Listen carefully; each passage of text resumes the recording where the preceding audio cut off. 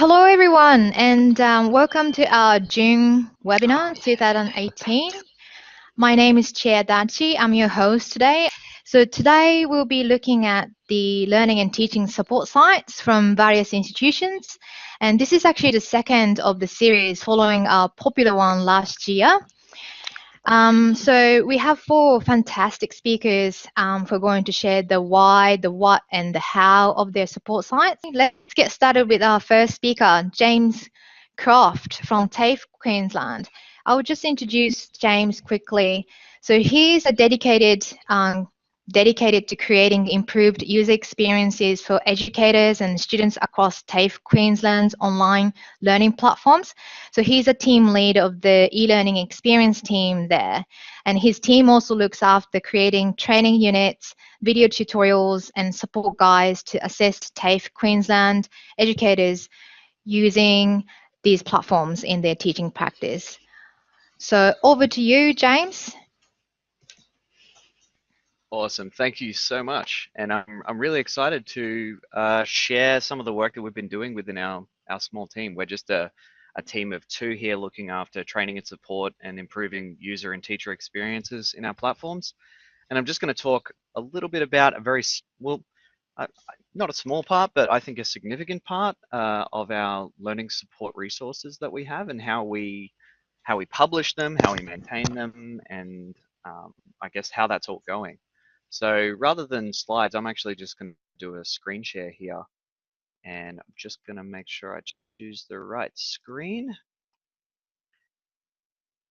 And I'll give that just 1 second. And if you can see my screen now, could I just get a yay in the chat? Yes, Or a I nay. can see your screen. Okay, awesome. Thank you. So what I'm going to spend time on talking about today is something that was quite new for us here at TAFE Queensland, and that was creating support resources, first of all, that were focused around video tutorials rather than written documentation. And second of all, publishing that on a public platform. So instead of having it within the LMS or on an intranet, for example, we made the decision to actually create our support and learning resources for teachers using our LMS Connect as a public YouTube channel. So all the videos that you see today, you can actually go and check out for yourselves. You can go access and take a look at them. They're resources not only for teachers to learn the functionality of the LMS, but also for students as well who are using this. So we have a variety of different tasks. And really the idea behind this was not just that we wanted to create and release video tutorials, but we wanted training materials to be more open and be more searchable. And I think in the past, anyone who's used an LMS has had that experience where they are looking for resources and they know that they exist, but they can't find them. They're like buried on an intranet somewhere, or they're in a unit that you don't have access to. So we really wanted to make these public, and we really wanted to make them as visible as possible. So all of this stuff is public. Let me just walk you through one of the videos that we've been releasing recently, which is a series on using the discussion tool. So for those of you who don't know, TAFE Queensland's LMS is called Connect, and it is a D12 Brightspace learning environment product. We can see where. Ooh, I'm getting a little bit of crosstalk here, so if you don't mind just taking a quick look at your mic settings. So let me just walk you through one of ours. This is my colleague Kev, who's actually sitting right next to me at the moment. And our video tutorials, we tried to really make them as personalized as we could. So we have video introductions. I'll just turn on subtitles here. And I don't think you'll be able to catch the audio for this, but of course you could go and find this for yourself. If you search on YouTube for TAFE Queensland Connect, or TAFE Connect, or TAFE QLD Connect, you're going to find some of our resources there. And so for these tutorials, we tend to frame these as a personalized introduction. We're actually talking to camera and describing the purpose of this tutorial ahead of segueing into the actual system and a screencast. So we sort of combine elements of live video, animation, screencasting, narration, and recently we've also done some work on adding outros or kind of ways to end this that encourage our educators to subscribe to the channel so that they can see more videos and kind of just make them look really high quality. Personally, I was just a little bit frustrated that some of the resources that were available to teachers were rather low quality, or the audio was bad, or it looked bad, or there just wasn't a lot of polish there. So we really decided to take this and not only customize it for TAFE teachers, but also um, try to really up the quality of it. Looking at chat here, Louisa, are you seeing my screen here? There should be a shared application on screen. You should be seeing my browser. Not sure what's going on there. You may have to open your view controls on the sidebar. I'm not hugely familiar with Blackboard Collaborate Ultra, but you should be seeing something on the screen. Hopefully, there's a way you can bring that up. Part of what I wanted to talk about as well is just why we've created this channel, because D2L themselves, the vendor for our LMS, also have a YouTube channel where they provide tutorial resources. So kind of, I guess, one of the questions we get about this is why would we create a TAFE specific version of this?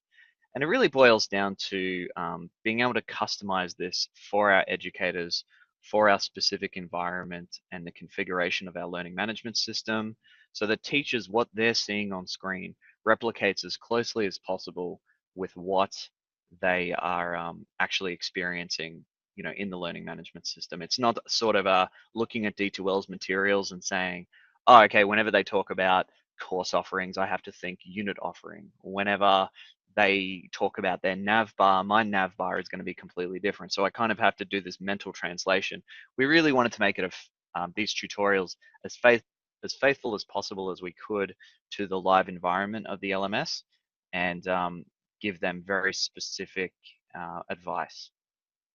The other thing that we do on YouTube as well is we actually utilize some of the features of YouTube, like being able to skip to specific areas.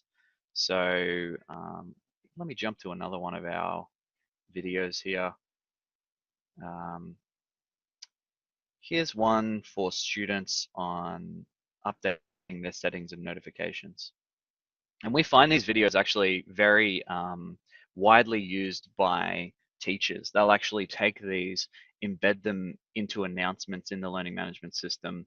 And so that week one, students are seeing video tutorials on YouTube that tell them exactly what they need to do for that first week to get oriented to the learning management system, to understand how to submit assessments, to participate in quizzes, to get in contact with their instructors, all of that very common stuff. Teachers will use this as orientation material for them as well.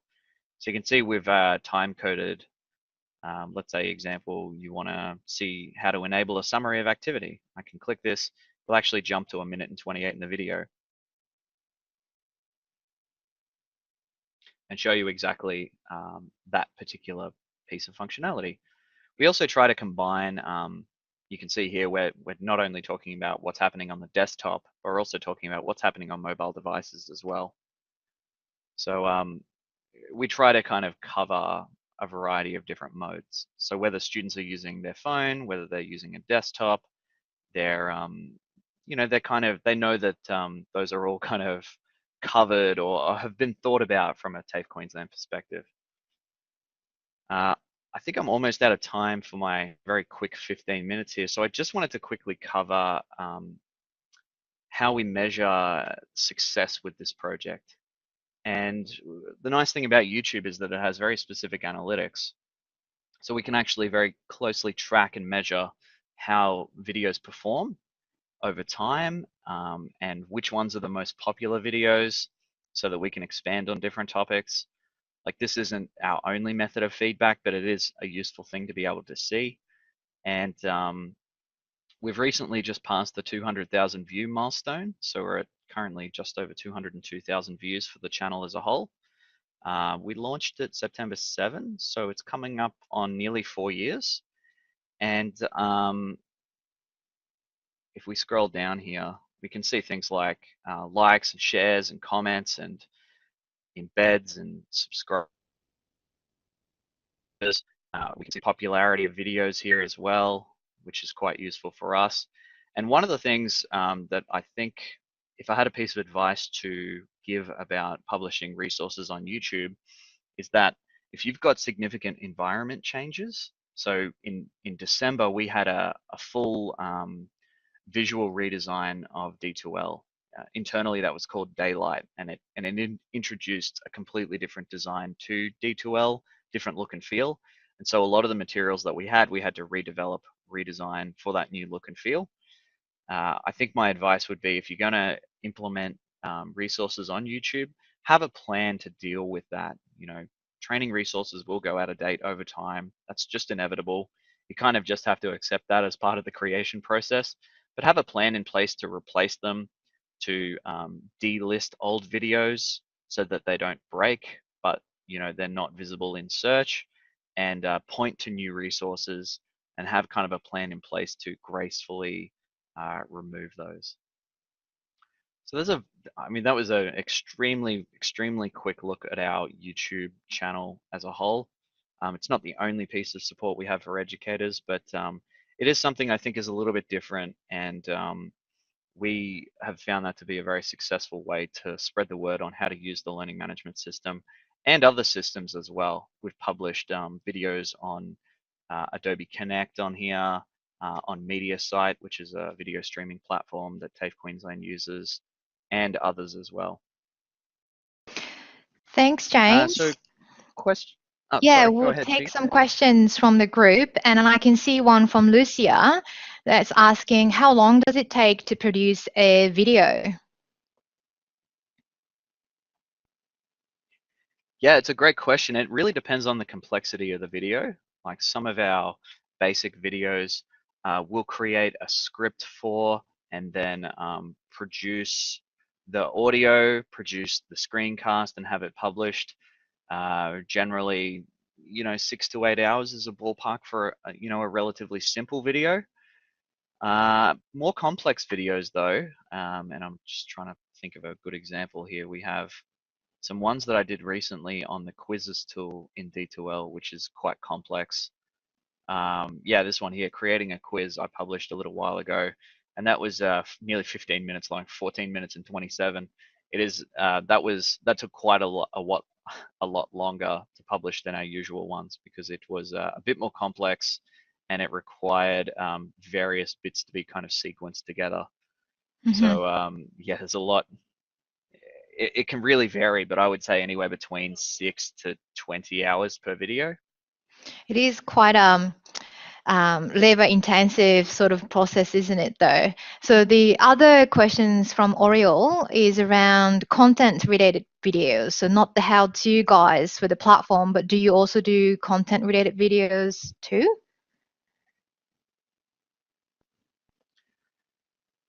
We talk about using the content tools within D2L in the context of, how does the content tool work? How can you update materials that are in your unit or add additional supplementary materials? There's a whole workflow within TAFE Queensland about kind of having a master course and then having that pre-populated ahead of time. So I think, compared to other learning organizations, the burden of content creation is less on our TAFE teachers than it is in other places. But we certainly still talk about that, and we've done some tools, we've done some videos. I'm just scanning down the list here, doing things like using Adobe Spark to create, or Adobe Premiere Clip to create videos for themselves. We've done ones on, yeah, using some other additional materials there. There's lots of different bits and pieces in here. But yeah, long story short, we have done ones on content creation as well. Okay, so I'll keep another question for you and then we'll move on to the next one from Andrea, asking about transcripts or support materials for those who want to mix videos with text materials. You talked about the videos, but do you have text ones as well? Yes, absolutely. So we have all of this on our YouTube channel. We have a separate area within within our help and support materials, which I don't know if we're going to have time to get into, but it's basically like a let me just actually bring it up here. Just 1 second. It's a separate dedicated help site that contains text materials and downloadable materials for teachers as well as those videos. So it can embed those videos into it, but it also is searchable too. So if you would prefer to navigate.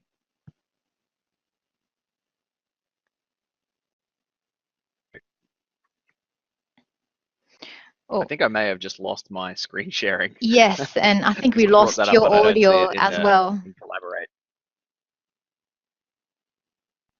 Oh dear. Yeah, I'm not sure why. I don't get a great connection to Collaborate. Mm-hmm. It could be my connection on this side. I'm not real sure. All right. That was really, really good. Thank you very much, James, for sharing your really interesting and complex video work that you're doing for the guides. We might move on to the next speaker, but if you participants can join me in giving thank you to James in the chat while I prepare the next slides for Andrea, that would be great.